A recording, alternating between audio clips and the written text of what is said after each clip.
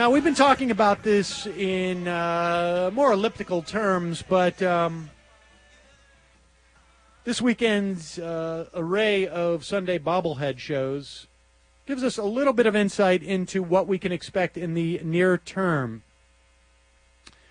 It is projected that sometime around February, I guess, February, early February, there will have to be a vote to raise the debt ceiling. This debt ceiling was raised 5 times during the reign of the Bush administration.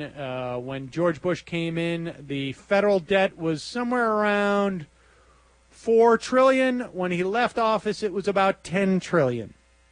You'll remember that when George Bush entered office, as we were having, and I should make this clear. Let me help you out here, because even Evan did not know.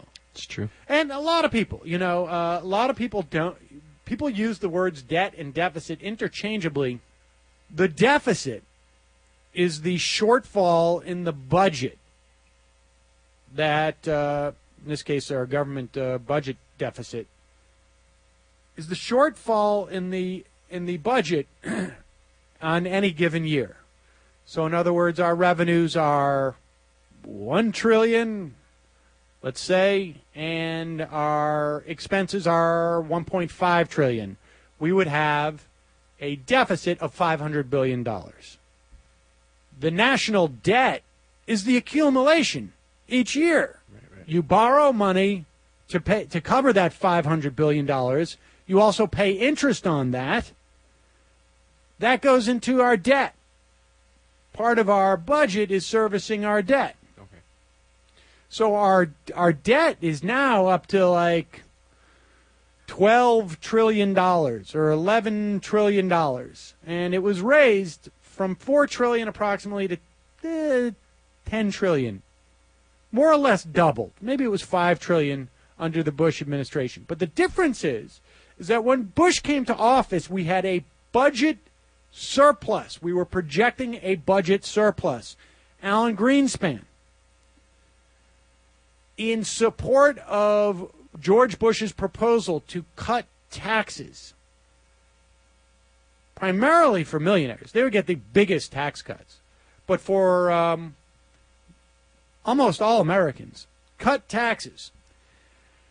Greenspan went in front of the Senate in a hearing and basically said, I'm worried about surpluses. When you have surpluses, government spends it, and that creates more spending problems. I mean, it's just an absurd line of reasoning, which was fundamentally disproved by the fact that there were surpluses. When Clinton came to office, there was no surpluses. He raised taxes. And we had a booming economy, so revenues exploded. And the Bush administration's solution to the fear of surpluses was to cut revenues. And it was these cuts in revenues and the subsequent recession, those two things, separate elements, may have contributed to each other in some respects, but separate elements. They make up, between the two of them, about 70% of our deficit. And certainly make up probably at least that much, maybe half that much of our debt, because we had all these years where we were just not collecting the same amount of revenues.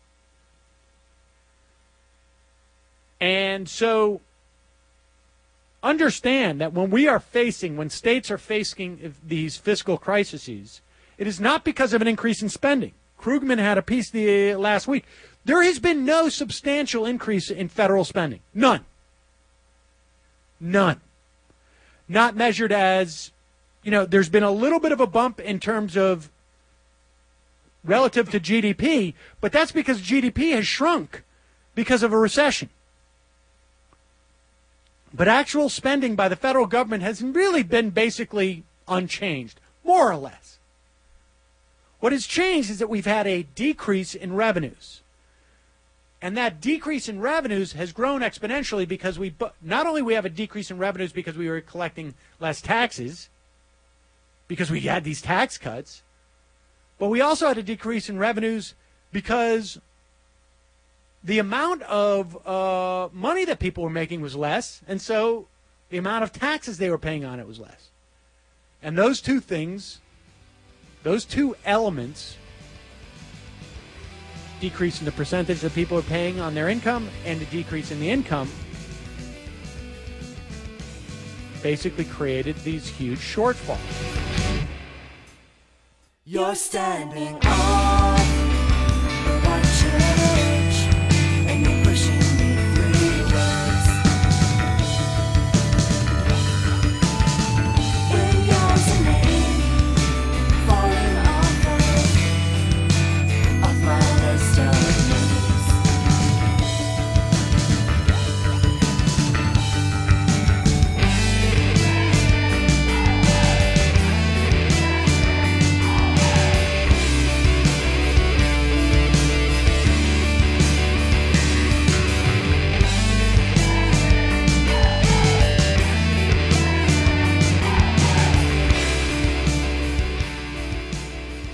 The biggest hole that the Obama administration put in the deficit was the tax cuts.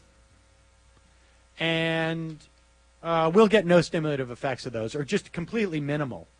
To the extent that tax cuts give you any stimulative effect. Now, unemployment benefits for 99 weeks, we're not going past 99 weeks, but unemployment benefits, I think, went actually for only 13 months in the deal. That will be very stimulative because all that money will be spent. Every single dime of it will be spent, and there is a multiplier effect that it adds. For every dollar spent, it adds $1.40, I think, into the economy. There's some multiplier effect. Tax cuts, much less so, because they're just not spent as quickly and in the same way. And many of us said that part of the problem with this tax deal was that the Republicans were just going to unwind any of the stimulative effects that was going to take place from this stuff by refusing or when they passed the budget, they were going to put cuts, or they were going to spend their time threatening to not raise the debt ceiling. The debt ceiling had to be raised 5 times because there is a statutory limit on how much the the American government can go in debt. It was raised 5 times under the Bush administration, and now the Republicans are squawking like they're not going to raise the debt ceiling again. Understand that if the U.S. government cannot take on more debt, that means that it cannot service the loans that it has taken out to finance this debt. And would represent the first time in the entire history of the United States when the U.S. government would default on its obligations. In other words, you buy a Treasury bill and somebody wants to cash that, or a Treasury bond, somebody wants to cash that in. It's a loan, essentially, to the U.S. government. They pay you back interest. We can't pay that off. That's what the U.S. government, this is the first time that would ever happen. Even during the Depression they were able to do that? There was never, ever, ever a time where the U.S. government defaulted on any of its obligations. Wow. Now, at that time, there was no FDIC for the banks. That's, never. There's never been a time. Now, understand that the U.S. government could also simply print more money. They could just turn on the printing presses. Many people fear that because there's a fear that it may create rampant inflation. But if you don't have a certain amount of money, if you have a certain amount of money that's been destroyed, a certain amount of wealth that's been destroyed in the economy, you're not really in danger for inflation until that wealth has been recouped by the society at large. And I laughed like I always do, and I cried like I cried for you, and Balloon Man blew up in my hand. Spattered me with tomatoes. Lindsey Graham is on Meet the Press this weekend. And he is now when Lindsey Graham. This is one of the reasonable guys, right? Isn't he one of the Gang of 14? Isn't Lindsey Graham the guy who is, with his maverick buddy John McCain? Aren't these the guys who are the reasonable guys? Now, of course, Lindsey Graham, I think, is up for re-election in 2012, if I'm not mistaken. I think so. In which case he's crapping in his pants because, he has certain things, let's say, skeletons in his closet. He's considered to be not Tea Party enough for a lot of people. And so he's trying to, they call him Lindsey Grahamnesty because he was for immigration reform and whatnot. So he's trying to stretch his bona fides to the Tea Party. And I think Rush Limbaugh's mad at him, and so here he is. He is carrying this torch, as it were, for the Republicans. This is sound clip number 1, please. You talk about the budget. Yeah. You talk now I about should say spending. this is David Gregory on Meet the Press. How will you vote on the debt ceiling? Will you vote to raise it, which is a vote that will come up in relatively short order? Right. Well, to not raise the debt ceiling could be a default of the United States on bond and Treasury obligations. That would be very bad for the position of the United States in the world at large. But this is an opportunity to make sure the government is changing its spending ways. I will not vote for the debt ceiling increase until I see a plan in place that will deal with our long-term debt obligations, starting with Social Security, a real bipartisan effort to make sure that Social Security stays solvent, adjusting the age, looking at means tests for benefits. On the spending side, I'm not going to vote for a debt ceiling increase unless we go back to 2008 spending levels, cutting discretionary spending. All right, but let me stop you for a second, Senator. That's a big condition just on Social Security alone. Yeah. Do you think Republicans are prepared to follow you in 2 things you said, raise the retirement age and means test benefits for older Americans? I would suggest that if we're serious about taking America in a new direction and you're not putting entitlement reform on the table, you've missed a great opportunity to change the course of America's future. And the last election was about change that really will make us something other than Greece. I think Pat Toomey, Rand Paul, and other candidates who are new to the Congress have said during the campaign, everything's on the table when it comes to making America fiscally sound. Let's see if we can find bipartisan reforms in Social Security before we raise the debt limit. Okay. There's so much horse shit going on in this conversation that it's almost impossible to digest. We all know Social Security adds nothing to the deficit. Nothing. When you hear anyone talk about reforming Social Security, what you should hear them saying is, we need to complete the circle on this redistribution of wealth from the middle class to the richest Americans. We need to essentially get rid of the statute of limitations on stealing from the middle class. Period. That's all he's saying. It will not in any way impact the deficit or debt any more than just saying, like, let's shut down the government. I mean, it is pure, unadulterated theft. Now, the fact of the matter is,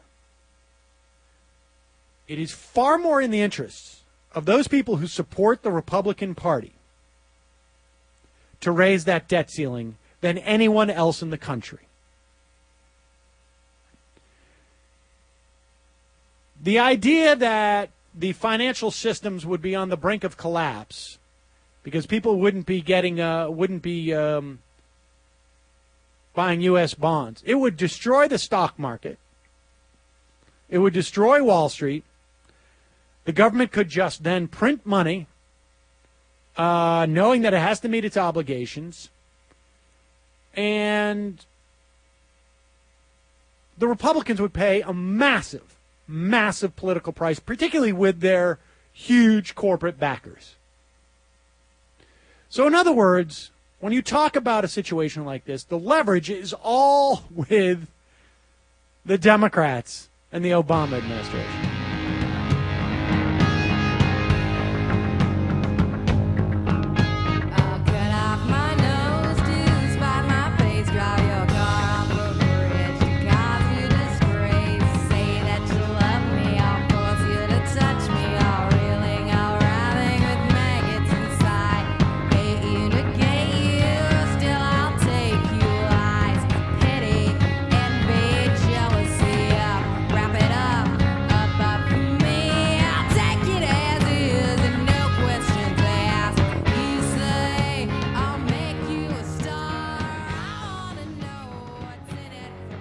If they want it.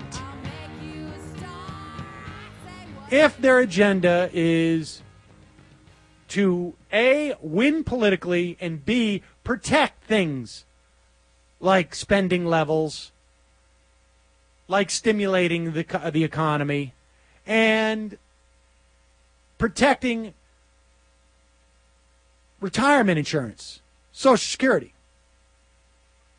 If they want to do these things, they have the opportunity very easily. Chris Hayes said this on this program 3 or 4 weeks ago.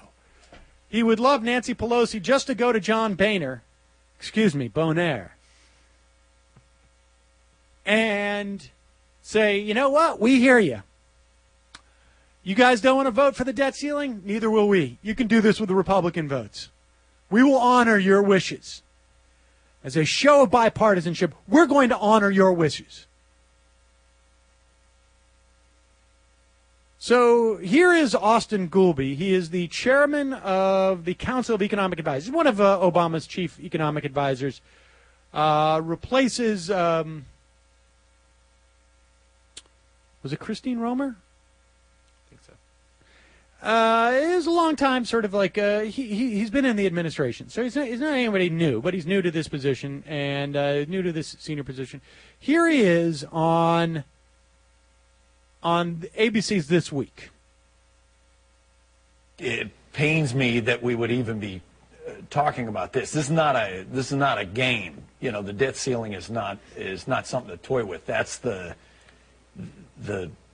if we hit the debt ceiling, that's the essentially defaulting on our obligations, which is totally unprecedented in American history. The impact on the economy would be catastrophic. I mean, that would be a worse financial and economic crisis than anything we saw in 2008. As I say, that's not a game. I don't see why anybody's talking about playing chicken with the debt ceiling. If we get to the point where you've damaged the full faith and credit of the United States, that would be the first default in history caused purely by insanity. Okay. Now, what's missing from here? I mean, we talked about last week the idea of Dorsey and I playing chicken. And my saying, okay, Dorsey, you ready to play chicken? You get in your car and I get in mine. And he says, okay, let's do it. And then I go, all right, you win. Before we even get in our cars. This is the functional equivalent of Dorsey driving straight at me in my car and me going like, I'm not even going to accept that he's doing that. It is a game. It is a toy. And if you needed proof, Austin Goolsby, it was right on the other network. Now the question is, what are you going to do about it? We're going to pretend that it's not a game and that it's not a toy, that it's not happening. This is exactly the exact analogy. I would say the closest thing this sounds to me is Obama getting up there and saying, this is a hostage crisis and our hands are tied. And this is setting the table for capitulation. And I say capitulation because that's the theater of it.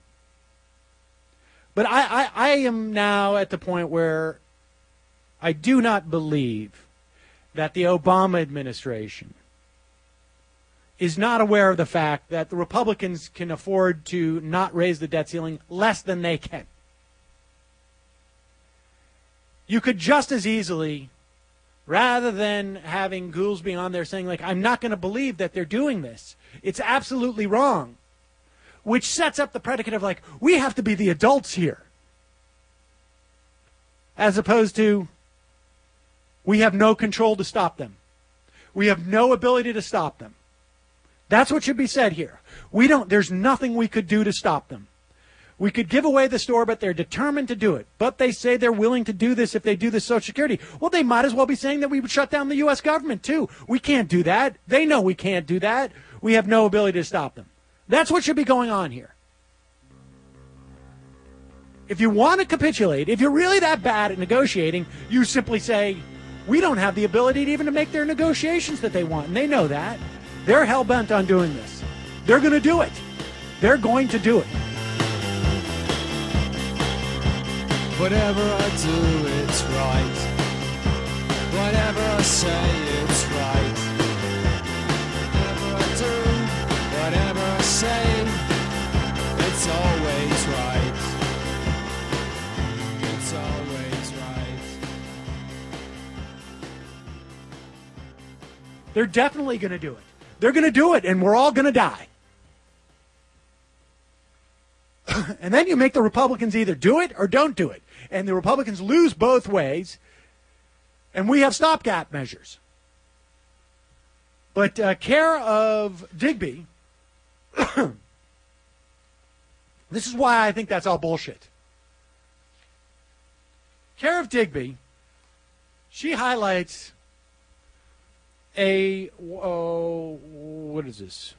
Wall Street Journal article from January of 2009,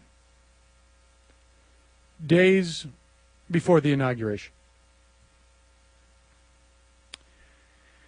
Obama has a lot of problems, blah, blah, blah, facing him. The harder part will be trying to follow that up by creating what is coming to be known in Obama circles as the grand bargain. They were talking about this before they got into office. Getting everyone to agree to clean up the nation's budget mess in a really big way, one that doesn't just fix the problems being created now, but also addresses the frightening long-term problems America was going to face anyway to pay for Social Security and Medicare in the coming decades. You know, this is the game they always play. They put Social Security in them. We don't have any problems dealing with Social Security. Raise the payroll tax cap. Gone. Boom. Gone. No, what they're really saying is, how do we get those Bush tax cut money that we took from Social Security that was paid in specifically by workers to pay for their retirement? How do we not have to repay that money? How do we continue to get away with the theft? We've driven down the highway. The bridge is out. We don't want to turn back. What do we do? For this grand bargain to work, all sides would agree to sacrifice some part of their agenda. They would agree to pay what would be unhappiness on the part of their special interests. 70% of the American public does not want cuts to Social Security, minimum. Their reward would be a cure for problems everybody knows they're going to have to deal with a few years down the road. Remember, this is the talk of shared sacrifice. Everyone's going to share sacrifice. So the people will remain as cattle. They demand a sacrifice. They demand a sacrifice of your life. They demand a sacrifice. When all is said and done, the federal government's budget will be an ugly sight to see, north of $1 trillion. This is now, our deficit is $1.4 trillion. This is before Obama gets into office. They know it's going to be north of $1 trillion. Presumably, if you took away the budget, the tax cuts, which add $100 billion at least, several hundred billions, the budget deficit would actually be less than what the Wall Street Journal was predicting before Obama got into office. That will pose both a problem and an opportunity. Now, the opportunity and problem got greater when we made this tax cut deal, didn't we? Nobody would have predicted in January of 2009 that these tax cuts were not going to expire. Nobody. But now we have both a larger problem and, I guess, according to the Wall Street Journal, a bigger opportunity. If the deficit problem is that acute, the case for overhauling government to make it more efficient and less wasteful is also more pressing.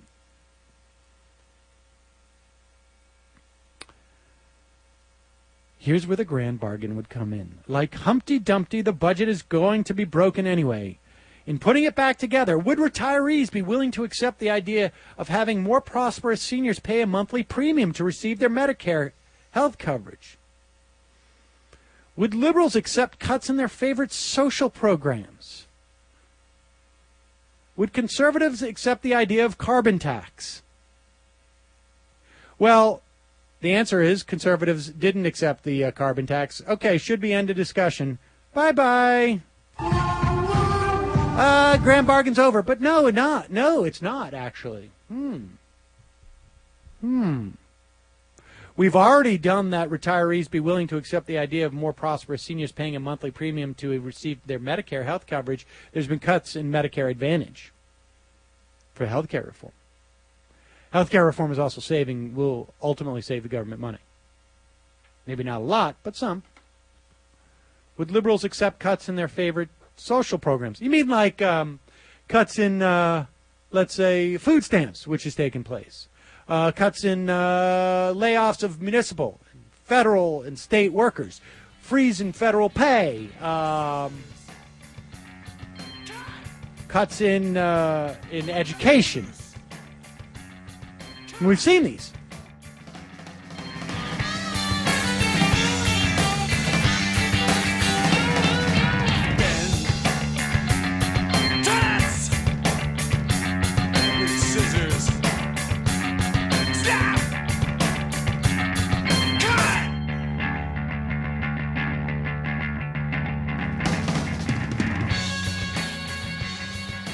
So now the grand bargain is going to be the conservatives will allow for the functioning of the U.S. government and the existence of the U.S. currency if we now steal from Social Security, or rather complete the theft. We are getting so rolled here, folks, and maybe it's happening slow enough, like a boiled frog. I don't know. But it's unbelievable. When you start to hear talk of grand bargain, when you start to hear talk of Social Security retirement age difference, understand what you are hearing is, can we take the tax cuts for millionaires and subsidize those by draining money from Social Security, money that was paid in specifically for retirement insurance, period. That's what that is. And we will chronicle this. And if you ever wanted to know whether or not the Obama administration was on your side, you will see this. It's not a question of bad negotiating skills, folks. There is no bad negotiation here. This is, I think, what we're going to see is a clear indication of what the Obama administration agenda is. They're not as nefarious as Republicans, but they think that they're going to be Nixon going to China. And frankly, when you have a bunch of millionaires, or soon-to-be millionaires, because they can run right over to Citigroup, they don't give a shit about Social Security. To the extent that they know anybody who performs manual labor, and or the extent that they know anybody who's out of a job at 55 and just basically biding their time so that they don't have to eat cat food by the time they get to Social Security, they work for them. They work for these people. Yeah, I'm sure Robert Rubin knows somebody who needs Social Security at 67. And that person, maybe Robert Rubin, will take care of them. Here's a couple $100. It's Christmas time. Enjoy.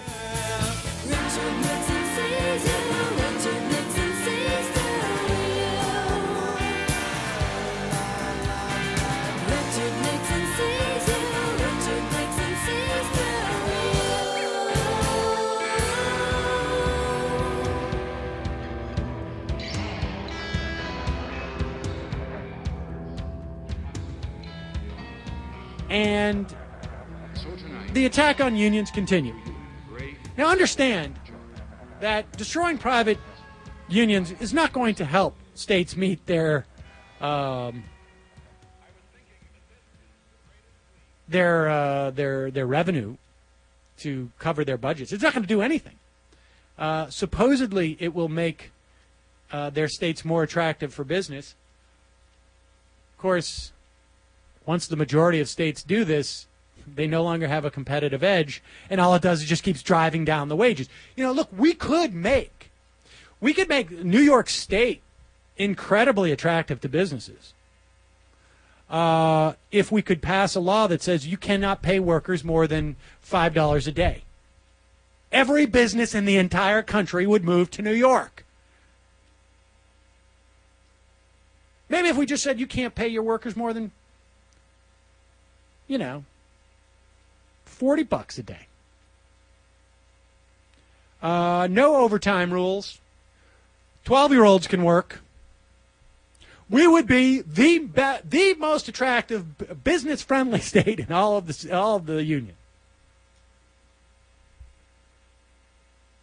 The whole point here is to create a middle class where there is some sense of security. There's some sense that my children will not do worse than I will do.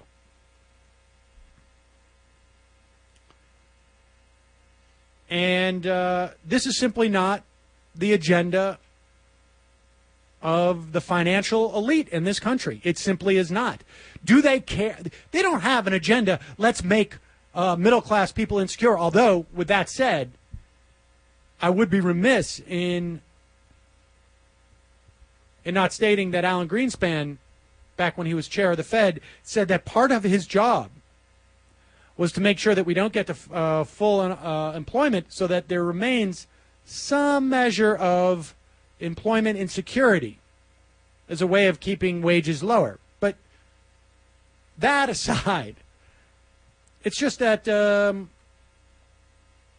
finance, industry, society, it is, in some level, a zero-sum game. At one point, you cannot just keep increasing the pie. The pie just does not keep getting larger and larger and larger and larger and larger and larger at a pace. There's stop and starts. But doesn't seem to be stop and starts in terms of the size of the pie. I mean, in terms of the size of corporate profits. So, in other words, there are times when the rest of us lose, and lose big.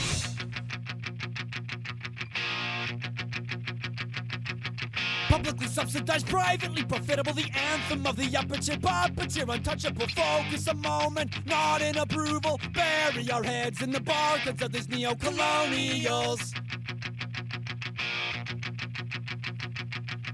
A former nemesis, the romance of the nation state, not pleasant race up for a new bed, power concentrate. Try again, but now we're confused. What is class war? Is this class war? Yes, this is class war.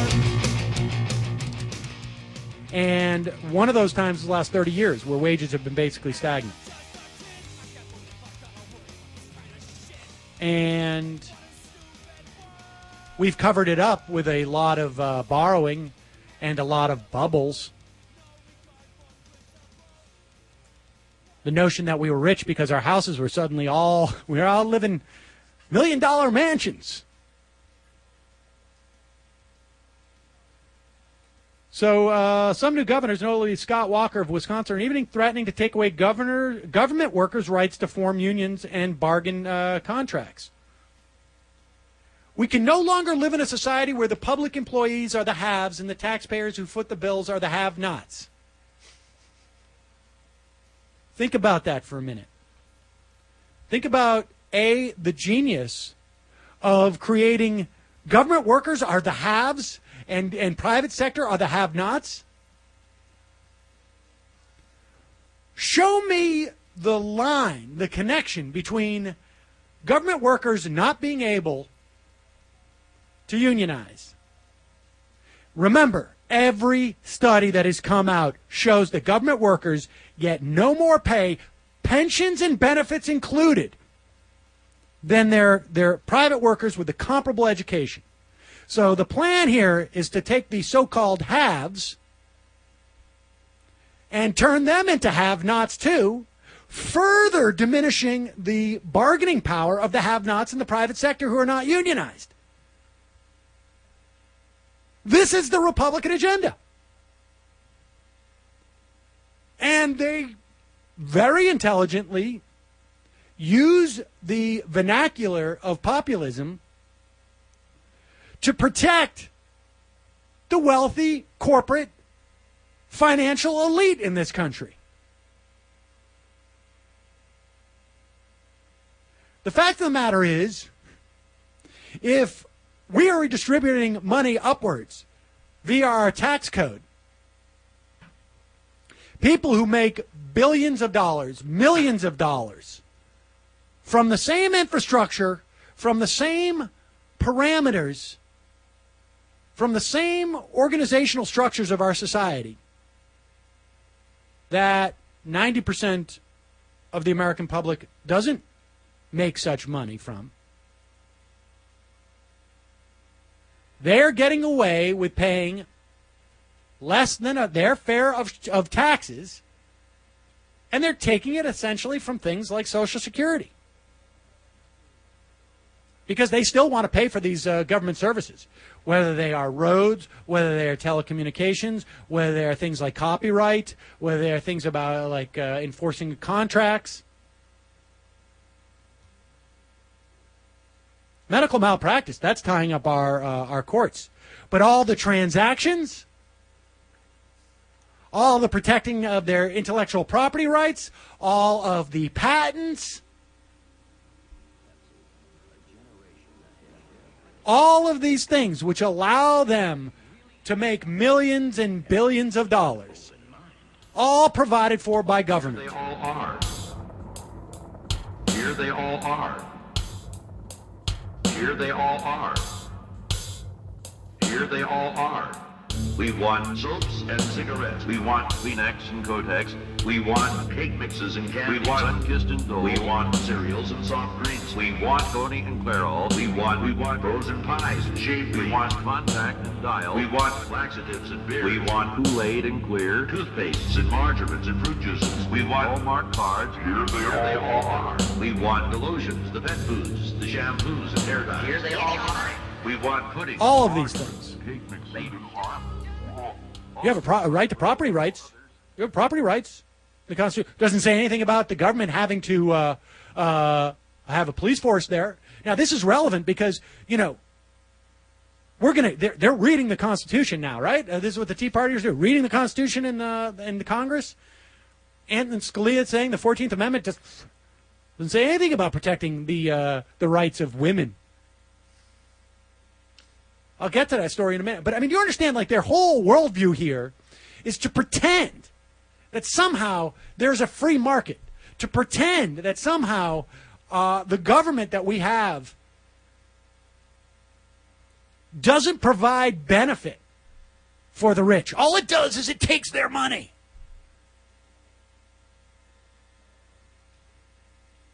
See how long your property rights are a right without a police force, without fire departments, even, frankly, without teachers. I guess I had news for you. You don't want to educate the people in this country? Good luck with your property rights. I hope you can build a huge wall around your mansion. You can maybe, when you're building that wall to keep the illegals out, you should build it around your house, too. And you should build that school that you want to teach your kids on the grounds of your huge mansion. And once you move 1 foot down that road, in some way constructing society to maintain the stability that you need to keep your wealth, understand there is no more free market.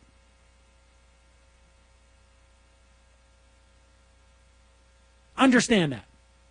There is no non-government intervention. And after that, all you're doing is choosing arbitrarily, maybe based upon what you already own, what you were gifted by birth,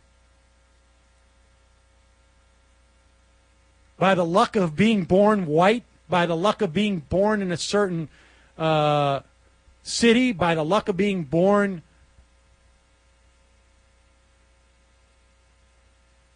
to certain wealth, whatever it is. Understand all you're doing is arbitrarily choosing where to draw the line in a way that benefits yourself. Period. That applies to every single libertarian argument ever made. They will bend over backwards to try and justify whatever it is that they want to justify. Wherever they draw the line, you can never find two libertarians who will agree on these any of the specifics, because it's all a function of just what they want. It is also economic liberty, and once economic liberty is abridged or destroyed, all other liberty is abridged or destroyed. Power over a man's subsistence, said Alexander Hamilton, is power over his will. Right back.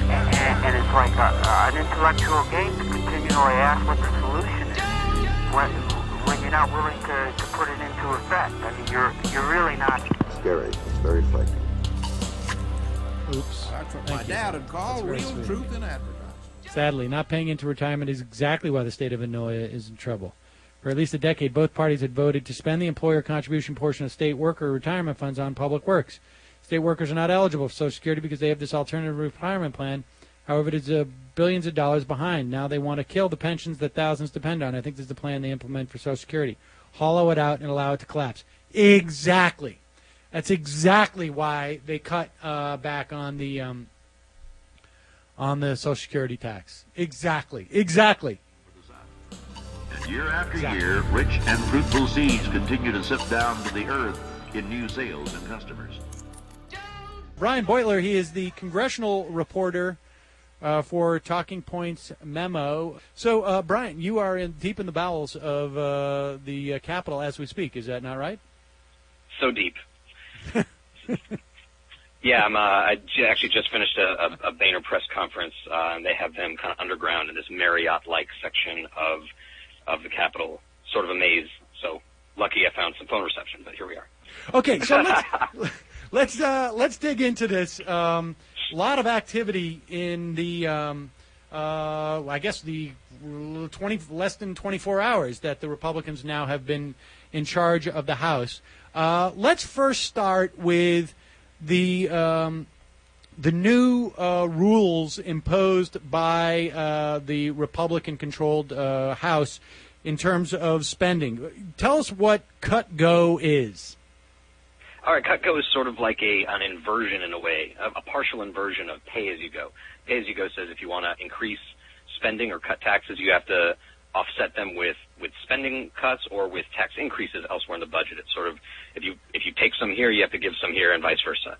Cut go sort of exempts Republican-favored policies like tax cuts from that equation. So a tax cut doesn't have to be offset. If it is offset, it has to be offset by a spending cut, but no tax increase. Spending cuts or spending increases, by contrast, all have to be offset by spending cuts, no tax increases. So if you want unemployment insurance extended, you have to pay for it with a spending cut. You can't raise taxes. But if you want to, if you don't get the same treatment if you try to close a corporate tax loophole, that's exempt. That gets you can do. You'd have to offset that, but you could grow that tax loophole as much as you wanted, and not have to pay a cent elsewhere in the budget. So in other words, they live in a world where the deficit is not the holy grail, or I guess the magic bullet of our economy, according to Republicans. The size of the deficit in their universe, the deficit does not increase when you simply inhibit the government from getting revenue. That's exactly correct, and they're very explicit about that. They say we don't consider deficit increasing when you let people keep their money. From the point of view of the deficit doesn't care who keeps the money. I mean, it grows when the government gets less revenue. But it's sort of an article of faith for them that the tax cuts and spending increases aren't really the same animal, and mathematically they're different in a way. and that leads to sort of huge problems when even if you're restrained on spending, if you don't cut it dramatically, but you also cut taxes, you end up with these huge budget deficits, which is kind of what happened under the Bush administration. Now, you say it's an article of faith, but there is a little asterisk next to that article of faith, isn't there? And that comes in the form of health care reform. There's a couple, but health care reform is the biggie.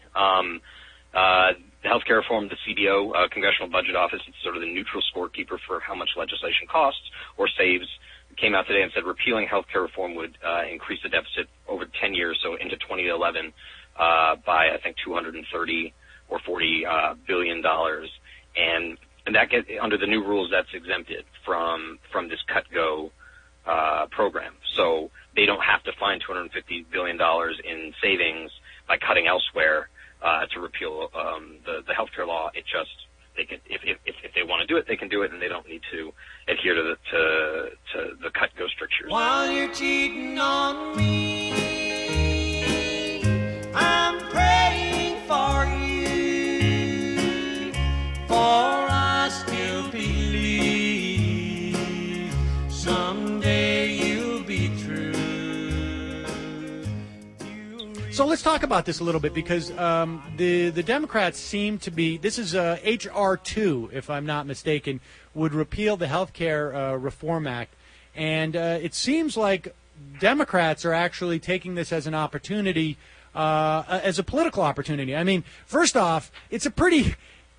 I think it's the first time, I think, that the American public will have the opportunity in such a clear fashion to actually see that healthcare reform is actually reducing the deficit. And so this presents a little bit of a problem for Republicans, it seems to me, and Democrats seem to be making the most of that. Is that the sense you're getting? Yeah, for the first time in well, I guess since the healthcare reform process became so unpopular in 2009, Democrats are really starting to heighten the contradictions among Republican Party leaders. So the CBO put this score out today, and already, I mean, just a few minutes ago at the Boehner press conference, you have to they have to figure out a way to say basically we don't believe what the CBO says, or the CBO was basically tricked into having to say that the health care law reduces the deficit because you know the Democrats gave them kind of fudge numbers to begin with. But they're just basically saying it's our word versus the CBO's, and we say that the CBO is wrong, that repealing the healthcare law won't increase the deficit. And, you know, the reporters in any case are skeptical of this because, you know, for the whole healthcare process, Republicans were demanding that you know, CBO score everything. You know, if this bill had been said to increase the deficit at all, it would have flamed out dramatically. So you know, they're finding that their own words are coming back to haunt them in a way. Well, I imagine it will take at least a week of Rush Limbaugh and Glenn Beck trashing the CBO before the media loses its skepticism of those things. I think maybe we'll repeal the CBO. That's right. That's H.R. 3. Now let's talk about. There's also a rule, and I'm not terribly familiar with it, but that supposedly vests a tremendous amount of power in Representative Paul Ryan, who is the chair of the Budget Committee now, if I'm not mistaken, the Republican chair of the Budget Committee, to set the budget. Explain that to me. It's a little bit complicated, but if you'll allow me to kind of get into the weeds of it for a second. Please do.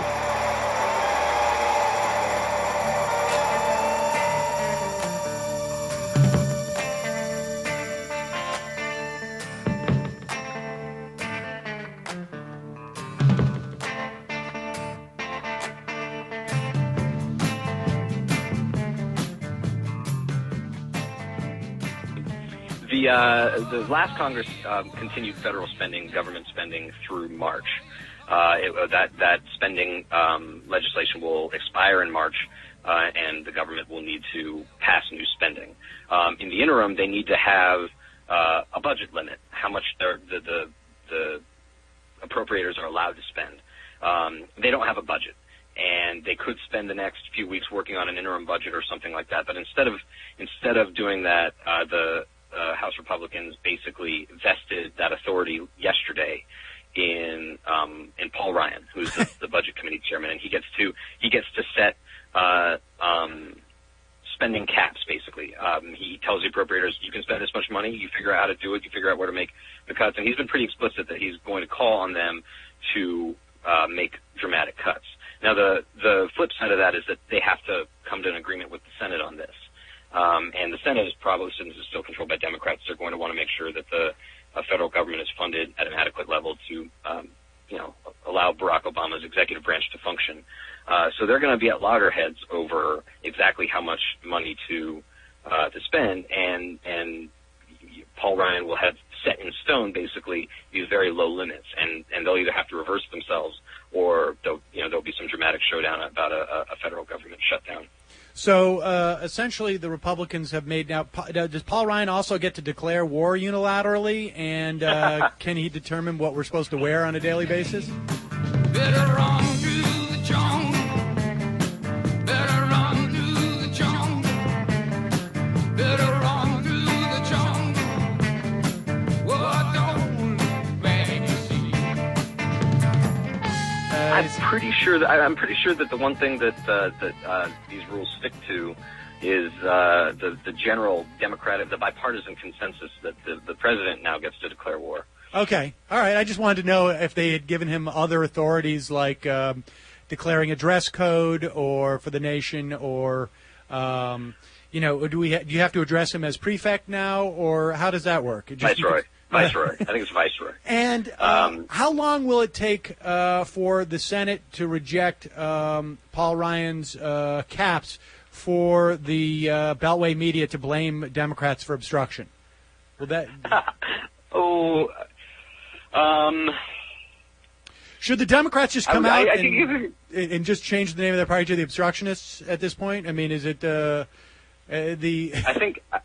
I think the interesting thing will be to see how quickly the media broadly remembers the term filibuster.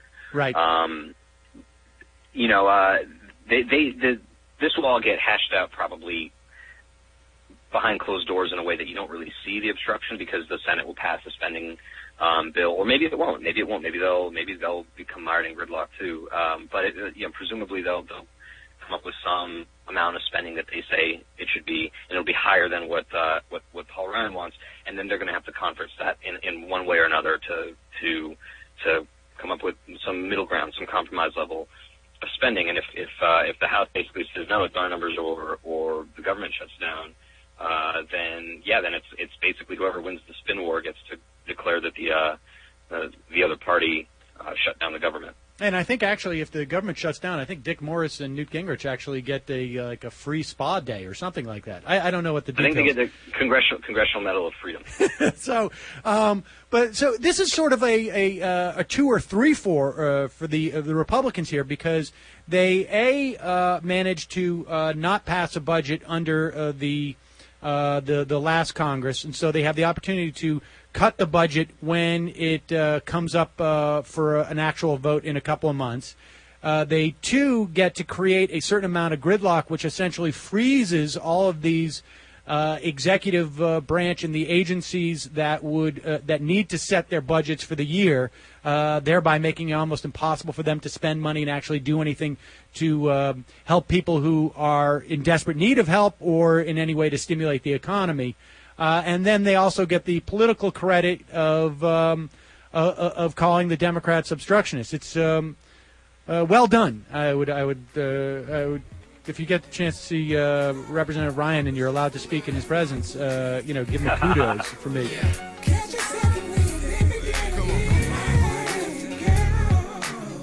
I grew up where they playing Skelly in the parking lot and sell paintings of Aaliyah Big and Pac up in the barbershop. Buildings too big so you don't really see them stars a lot. But rapping, drinking, and going to prison, you see them bars a lot. I feel the spirit in the dark and hear it in my heart, and always keep my ear to the block till I dearly depart.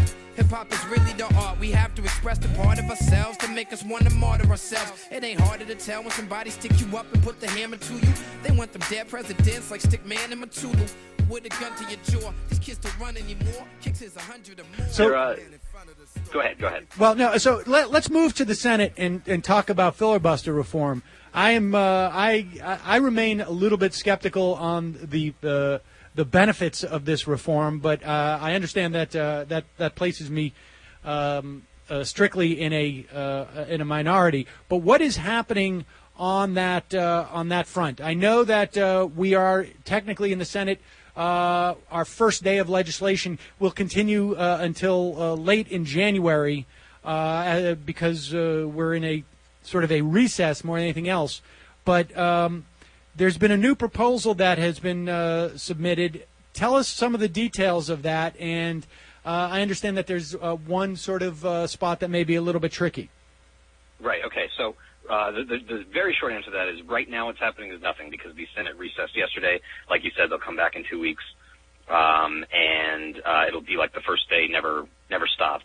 And in the interim, there'll be some closed door discussions on how to proceed with this rules reform package, or whether to supersede it with some other modest reforms. But basically, what's on the table right now was authored by Tom Udall of New Mexico and Jeff Merkley of Oregon, and it would do 5 things. One is the talking filibuster. This is one where it says if 41 senators or more say they want to block legislation, fine, they can do it, but they have to hold the floor. They have to make sure that somebody is always talking, and this goes on as long as they can do it or until the majority leader pulls the legislation. Number 2 is ending secret holds. There's broad bipartisan support for ending secret holds on legislation and nominations.